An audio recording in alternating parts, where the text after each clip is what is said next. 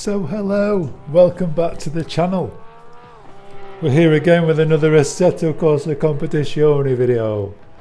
And we're here at Paul Ricard in the Porsche, the new 2019 Porsche.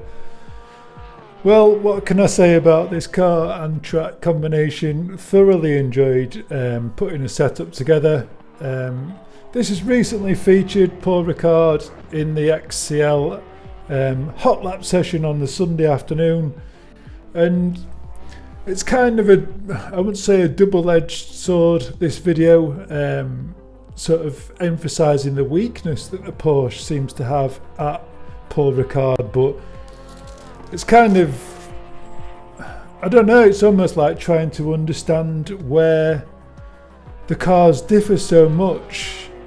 It was quite evident that the Ferrari and the Honda both seem to be doing really well, both into the 154s at Paul Ricard. But having spent, I think, about 3 to 5 hours setting this car up here at Paul Ricard, I've been away for a day, come back, really sort of, I do spend quite a bit of time when I'm away from the rig thinking about where the car is struggling at the circuit. And it's almost, I do enjoy coming to the circuit, spending an hour, 2 hours, 3 hours maybe, going away from the game, coming back the next day and doing exactly the same thing again, and sort of saving the setup as it progresses, just to try and understand the car, understand where it's struggling, learn the circuit. There's so much that you can glean from just spending hours at a circuit. I've watched a couple of YouTube videos, I've watched a couple of track guides. All these things are relevant, even as I would probably say a good driver, just learning from other drivers, where you could be better in your attack of the circuit. So many other areas, but I thought I'd sort of put this setup into the video, try and use the setup to set a better lap than I've set. And also, if you've got any ideas around where you would change this setup, obviously brake balance is very much a personal thing. I've tried to come as far rearward with the brake balance as I feel comfortable. Obviously, that allows for consistency, and we'll have a look at the timetable at the end of this sort of a brief introduction to be able to see just how consistent my lap times are. We're not just looking for one fast lap, we're looking for every lap to be fast. A lot of areas with this setup that I just felt it really is losing out to, especially the Ferrari and the Honda down the back straight. I don't feel like I can get rid of any more rear wing without it becoming detrimental to the setup. I tried to lose, I think I initially had about 6 at the rear wing, went up to 9, and then I've come all the way back to 4, I think, just to try and get some top end down that back straight. I'd like to think you could use this same setup in a race itself. I don't think I would get rid of any more rear wing without making further adjustments to the car. We're not running the toe glitch, so we're not running like -4 at the rear. This is a normal setup. I think I'd not bother running any of the toe glitch really. It's kind of pointless if we're going to move to 1.9 anyway. So yeah, I think that's pretty much the introduction done really. We'll look over the setup. I'll try and point out a few areas where I think the car is struggling. I do think it's got a tiny bit of understeer through this first portion of the circuit.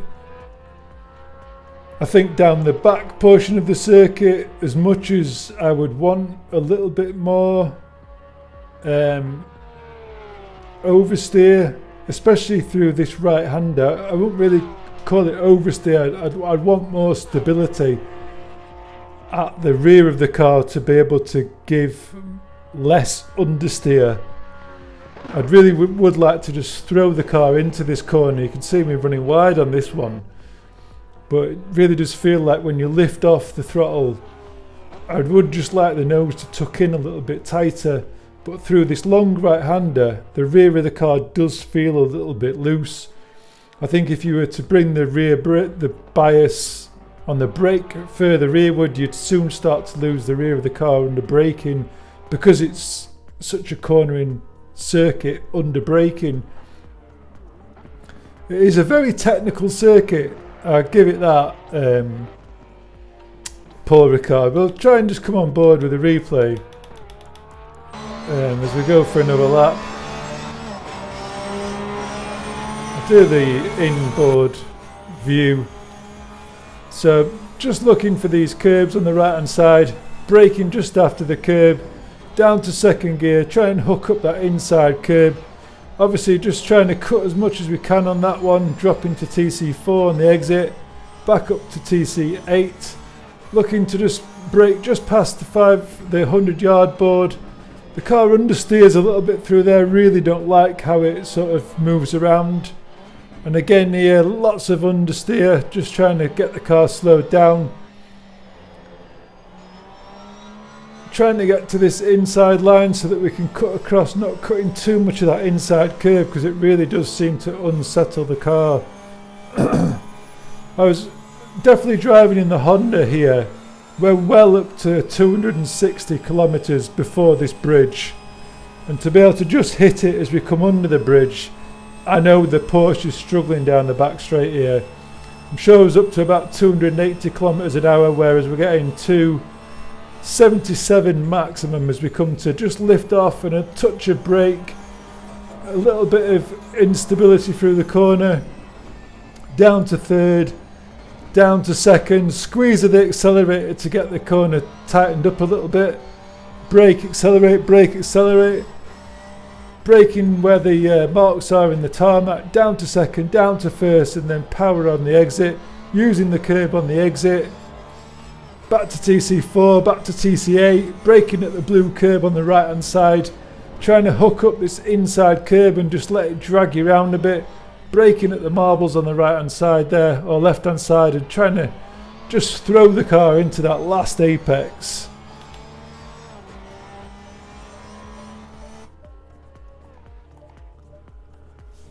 I think as we come to the onboard or the overhead shot, just really trying to cut this inside corner and then mounting the curb as much as you can.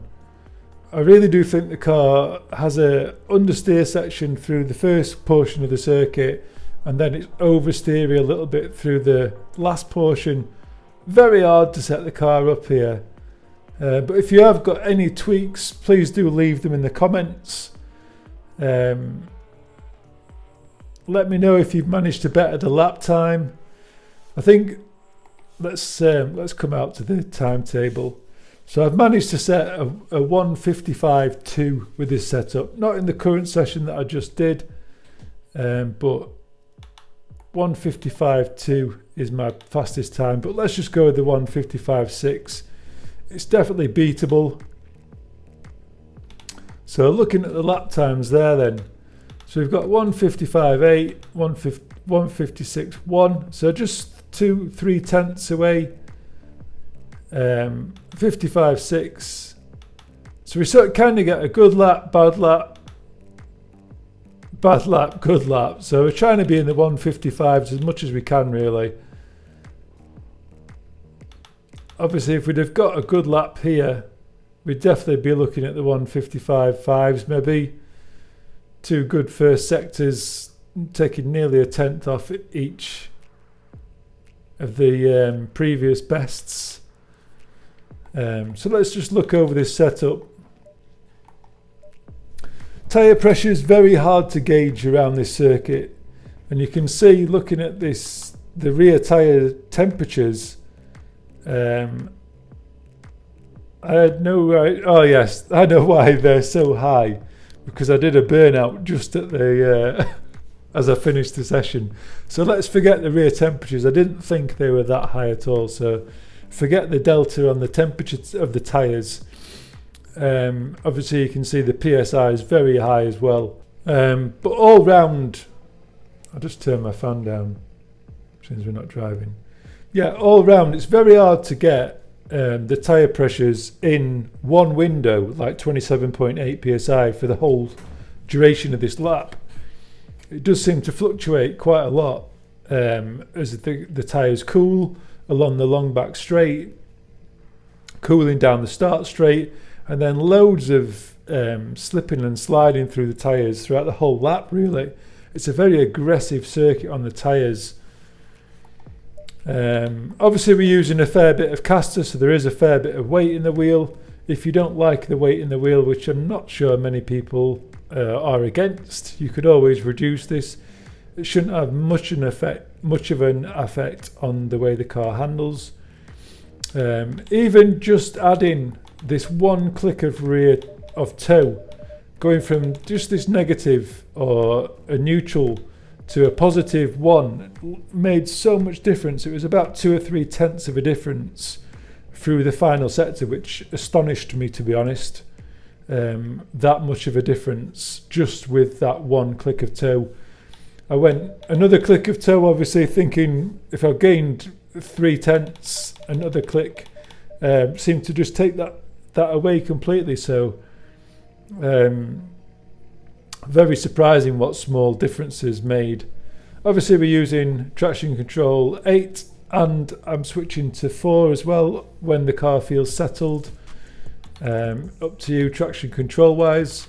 ABS felt better on 4 rather than 3 or 5, and engine map 8 is the fastest engine map for the Porsche. Using 30 litres of fuel and brake set 1. Anti-roll bar, obviously we could start reducing the anti-roll bar at the front to try and get rid of some of that understeer, but as soon as you start doing that, you start inducing oversteer, and as soon as I decrease the anti-roll bar to get more turning, especially the sharp right-hander at the end of the long straight, just the instability was off the scale. Obviously brake balance is something that's very personal to yourself. Steering ratio, I really feel that the steering ratio needs to be at least 14 for the last hairpin, to be honest, to be able to flick the car around so quickly. But I don't want too much of a twitchy feeling in the wheel, especially as we come through the fast right-hander and the sort of long right-hander at the end of the circuit.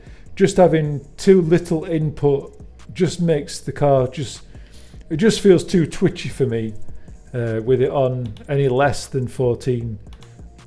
Any more than 14, it could feel a little bit less twitchy, but I just think it struggles through the sharp right-hander at the end of the lap, and it's amazing how much time can be lost in that one corner, coming off that one corner to start the lap again. The front wheel rate is generally set stiff at the moment because under braking the car is obviously compressing forward, and it just seems to stall the aero. I think I would love to raise the front range, the bump stop range, so that the car's still allowing air to come underneath it to stop the aero getting stalled at the rear of the car. So generally I've gone with a stiffer front end, and I have tried to stiffen it all the way up really to stop the compression at the front of the car, but it just induces too much understeer. So again, at the rear of the car, try to stop the car by reducing the amount of roll or lift that it's got at the rear of the car, the travel in the suspension, to stop the front from dropping so much under heavy braking. Obviously we've got no anti-roll bar at the rear of the car, just to give it some stability. The preload, again, just to try and give the car more stability under corner entry, I've raised the preload. I mean, I have tried this down at 50 just to give it more rotation through the first portion of the circuit, but it just has such a detrimental effect at the other end of the circuit. It is really a tough scale to work with. The dampers, again, the harder the dampers, or the harder the suspension, the harder the dampers. So obviously the front is stiffer, so the dampers are stiffer. Rebound, usually I would go for something like that on the rebound, but just doesn't seem to be working in the Porsche. Again, I'm just trying to stop the compression at the front of the car, so the stiffer they are, the compression and the bump. Some people say that the rebound should be less, some people say it should be more. I don't even know whether any of this really works well on console, because we just don't have telemetry to tell us. It's all about feel. So if that feels better to you, adjust it. If that feels better to you, adjust it. I've settled with a happy medium and something that seems to work through hours of adjustment. So coming to the ride height then, I mean, even these little subtle changes, that makes a huge difference at the end of the long straight. It just has too much rotation. Just dropping one of these seems to have a negative effect. Raising it, you're just going to lose speed down the back straight. Obviously, once you start adjusting the rear wing, you're adding more downforce to the rear, so then you're going to limit the amount of manoeuvrability you've got in the car. So if you start adding this, you need to be lifting this, and it's just a compounding effect. Adjust one thing, adjust something else. But this is the happy medium that I've gone with. Obviously the brake ducts are set in such a fashion for the temperature that we've got. If the temperature was to say go up to 40 Celsius, I would then start opening the brake ducts to help cool the tyres. 40 plus, and I'm going to really start opening these, but obviously at the end of the long straight you got such a good cooling effect to the tyres. Opening them that much really might start to drop your tyre pressures too much. So again, I'll take a quick drive around the circuit, try and point out as slow as I can my approach to attacking this lap.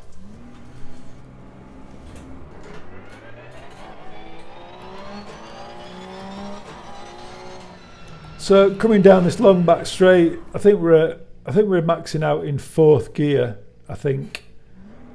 And we're looking at these cones just on the right hand side. We're looking to use a little bit of this curb but not hit these cones.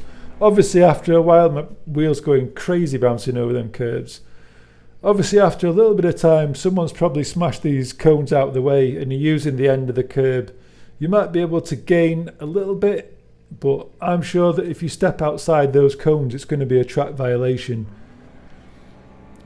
So braking all the way down to 2nd gear. And I really do hate when people knock this bollard out of the way because it's such a blind spot, this corner. It's so nice just to have that cone there to give you a marker, because if you touch any of these yellow sausage curbs, that's a track limit violation. So coming through here, 2nd gear, we're going to try and make the corner as wide as we can possibly make it. It is a little bit bouncy here as well, so a lot of time spent setting up the dampers to try and stop so much bouncing through this phase of the corner. So 2nd gear then, and as I kind of hit this curb, I almost drop into 2nd gear, drop into 3rd gear, but it's as I've come off the throttle in 2nd gear, and I'll just early shift into 3rd gear. It's such a nice feeling as it comes up and over and we drop down here into 3rd gear, and I'll drop the traction control to TC4, loads of acceleration off the corner. Accelerating down then, probably into 4th gear, maybe even 5th gear. I'm sure it'll be 4th gear. So we're looking obviously in between the 100 metre board and the 50 metre board. We've got this really dark patch of braking, and obviously if we can get a little bit onto this blue section and we can come down into, well, we're starting to drop down through the gears, definitely coming down 3rd and then 2nd gear, which has reached the apex. And this is a really tricky section that I really struggled setting the car up for, because with the way the car brakes, it has a tendency to oversteer as we get heavy on the brake pedal. And then as we sort of start to trail brake off towards the apex of the other corner, you get this weird sensation of understeer as we drop into second gear. Really try to get rid of that, but it still seems evident in the setup. So into second gear, really mounting all this inside curb.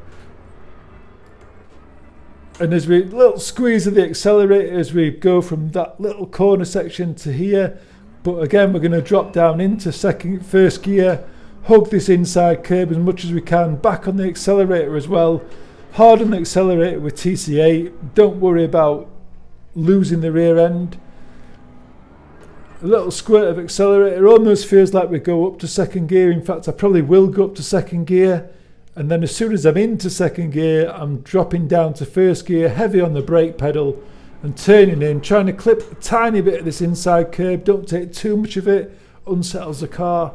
And then as soon as we get in the car straight, I'm onto TC4, a quick squeeze of the accelerator all the way into the apex, and then just easing off a tad touch of brake pedal into second, or we're in second gear, and then accelerating in TC8, and then as soon as the car's sort of nice and straight here, I'm into TC4. I don't want the traction to limit the acceleration through any of this phase.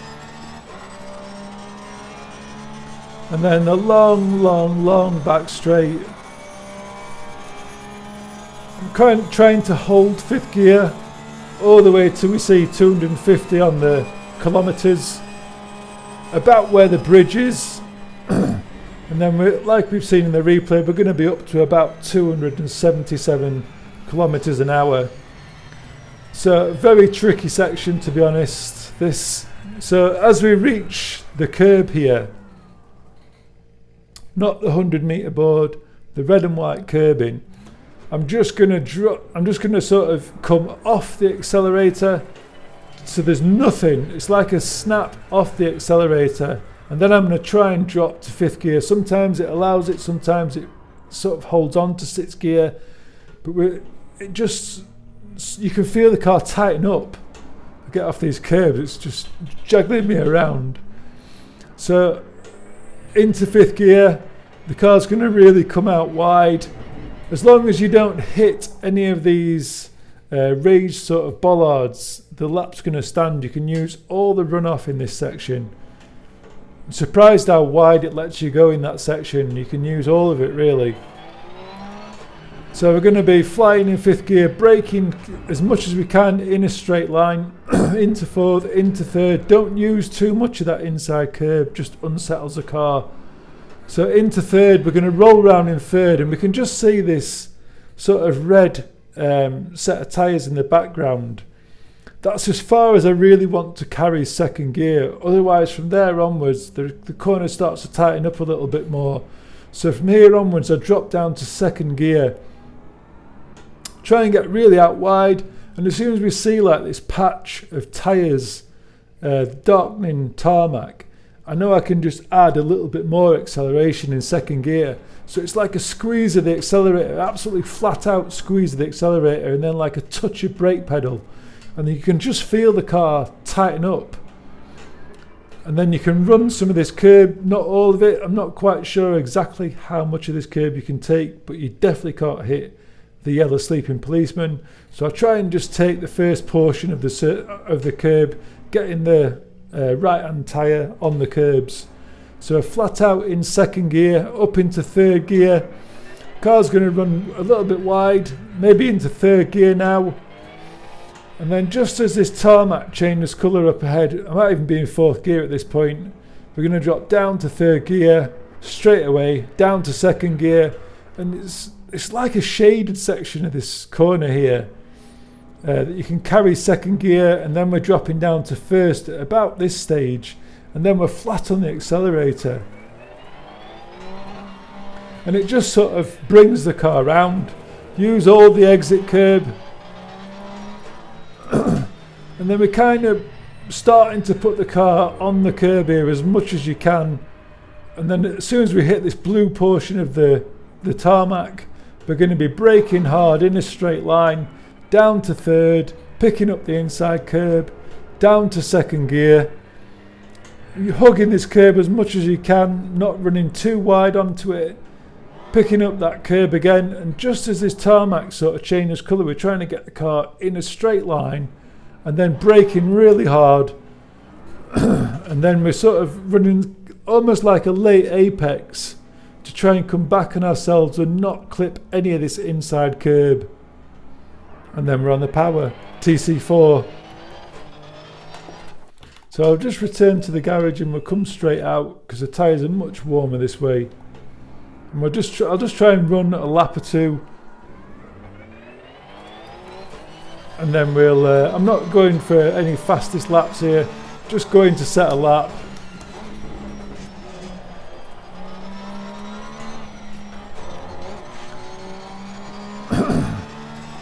So just start to build on the lap, just nice and slowly. Get a feel for the car. Down to first gear, hugging the curb. Up to second, down to first. TC4, TC8, little stab of the brake pedal. TC4. Not taking much of that curb at all. And then back to TC8. Looking to change into fifth or into sixth. Looking to get 260 underneath the bridge. We're going to have a little lift off here and then into fifth gear.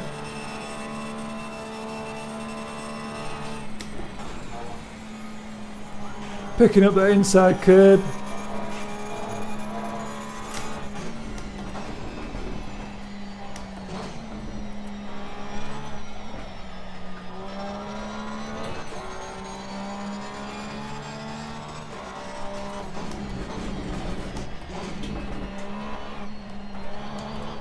Just squirming just to get a little squeeze of the throttle.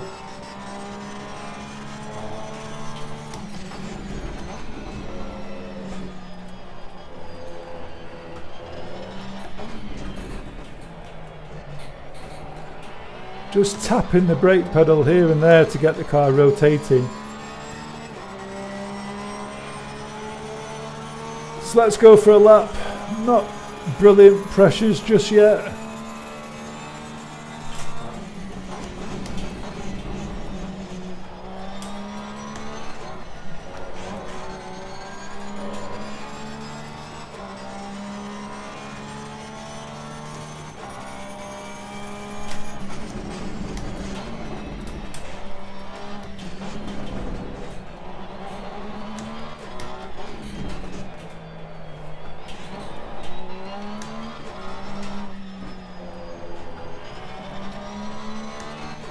See, I've lost all that lead just touching the curb really. It just really bounces the car too much. Clipping that inside curb on the right hander. It really does feel a pleasure to drive the Porsche. Not really spent much time in the Porsche, but really enjoyed setting the car up here.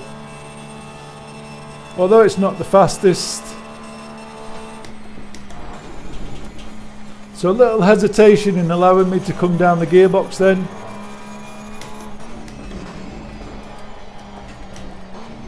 Again there. And then just running too wide.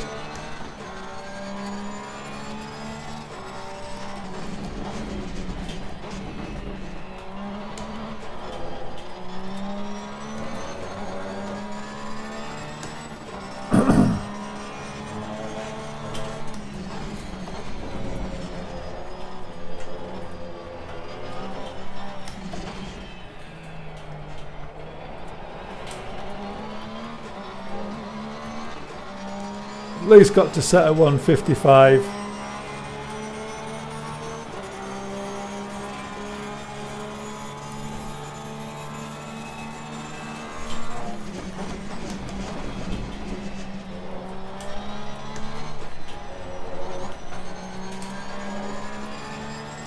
Loads of time gained in that first sector.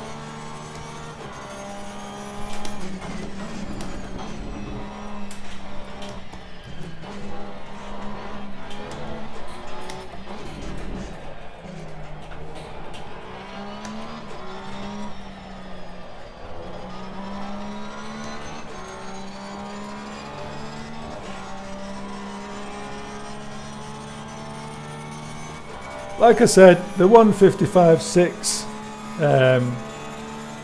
easily beatable with this setup. I've had a 155.2.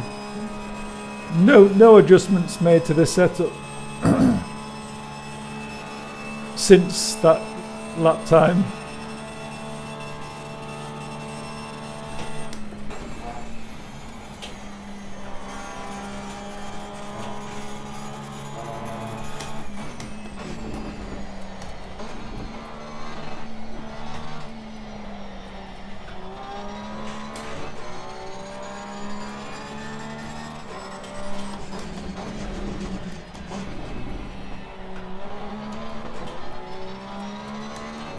So obviously I had a mighty sector through here.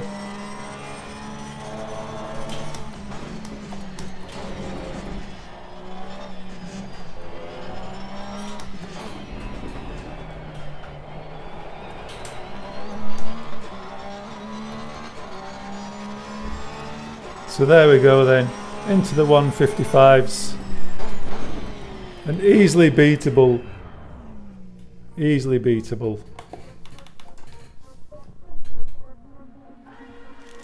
So I'll leave it there. Thanks for watching. Until next time. Ciao for now.